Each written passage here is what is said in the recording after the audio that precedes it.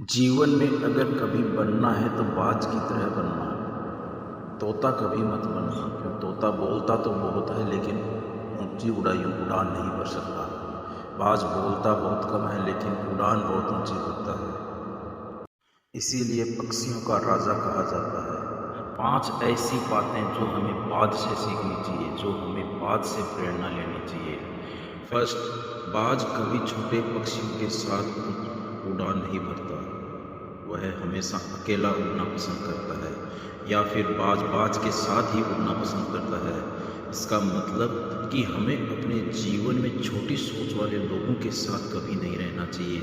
या तो हमसे ऊंची सोच रखने वाले लोगों के साथ रहो, या फिर अकेले ही अपने सफ़र को तय करो। दूसरी, बाज का विजन हमेशा क्लियर रहता है। वह अपने टारगेट को 5 किलोमीटर दूर से ही पहचान लेता है और तब तक नहीं रुकता जब तक वह अपने टारगेट को अचीव नहीं कर लेता है।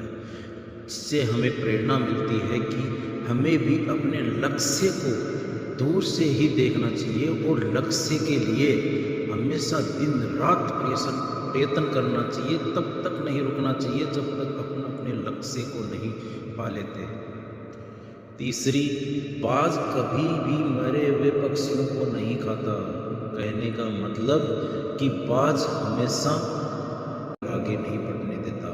वह अपने पास्ट को भूलकर, उन चीज़ों को भूलकर, मरा हुआ समझकर छोड़कर आगे भविष्य की तरफ चलना चाहिए। चौथी, बाज हमेशा जब भी आंधी तूफान बारिश आती है तो बड़ा खुश होता है और उन हवाओं के साथ आसमान में इतनी ऊंचाइयों तक उड़ता है कि बादलों को भी चीर कर उनसे भी ऊपर चला जाता है।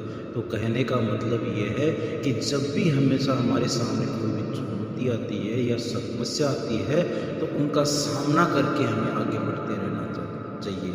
किसी ने क्या खूब कहा है कि जितनी बड़ी समस्या होगी उतनी ही बड़ी सफलता हमें प्राप्त होगी।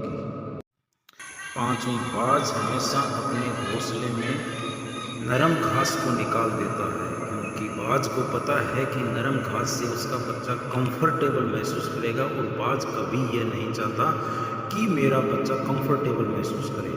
कहने का मतलब ये है कि इंसान को हमेशा अपने कंफर्ट जोन से बाहर निकलकर काम करना चाहिए। अगर कंफर्ट जोन में अगर इंसान रहेगा तो वह समस्याओं और संघर्ष का सामना नहीं कर पाएगा। तो दोस्तों, कहने का मतलब ये है कि जितना कंफर्ट जोन में रहोगे आने वाले वक्त में उतना ही अनकंफर्टेबल महसूस करना पड़ेगा, उतनी ही बड़ी समस्याओं का सामना